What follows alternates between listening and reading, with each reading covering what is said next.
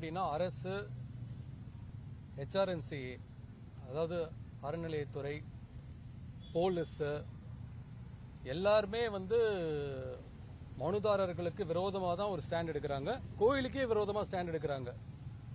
இந்த மாதிரி ஒரு தீபத்தூணே இல்லைன்னு தான் அவங்களோட ஸ்டாண்டு. அது வரைக்கும் நாங்கள் சொல்லலாம்.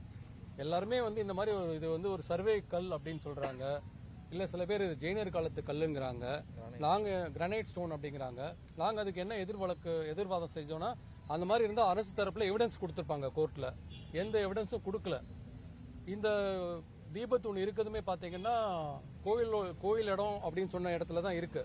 இது தர்காக்குள்ள இல்ல, கோயில் இடத்துல தான் இந்த இருக்கு. அதே மாதிரி நாங்க ஒரு 20 கோயிலுக்குடைய இந்த மாதிரி இருக்கக்கூடிய தீபத்தூண்கள்லாம் கொடுத்துருக்கோம், போட்டோஸ்லாம் கொடுத்துருக்கோம்.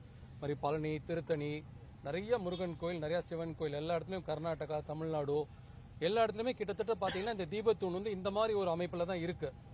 அது எப்படி ஏத்துவாங்கன்னு நீதியரசர்கள்ட்ட எக்ஸ்பிளைன் பண்ணிருக்கோம். ஒரு செம்பு கொப்பரை வச்சு அதுல காடா துணி, நெய், திரி இதெல்லாம் போட்டு ஏத்துவாங்க. ஒரே ஒரு நாள் ஏத்துறதுனால யாருக்கும்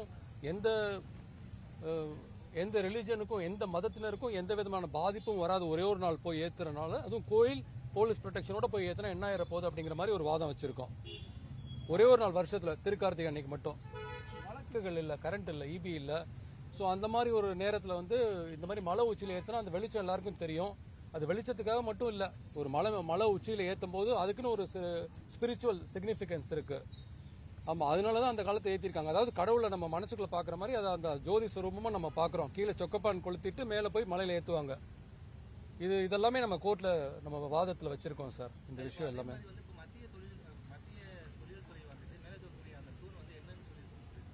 அவங்க ரிப்போர்ட் அவங்க அடிஷனல் சொலிசிட்டர் ஜெனரல் கொடுக்கறதா சொன்னாங்க. இது வரைக்கும் அவங்க ஒன்றும் கொடுக்கல. நாளைக்கு கொடுப்பாங்கன்னு நினைக்கிறோம் சார். ஆமா, அவங்கள பொறுத்த வரைக்கும். ஆனா அரசு தரப்புல, தமிழக அரசு தரப்புல இது சர்வே ஸ்டோன் அல்லது ஜெயினர் காலத்து இதுங்கிறதுக்கு ஒன்றும் எவிடன்ஸ் கிடையாது. ரெண்டாவது, ஜெயினர்கள்லாம் பொதுவாகவே குகையில இருந்து தபஸ் பண்ணுவாங்க.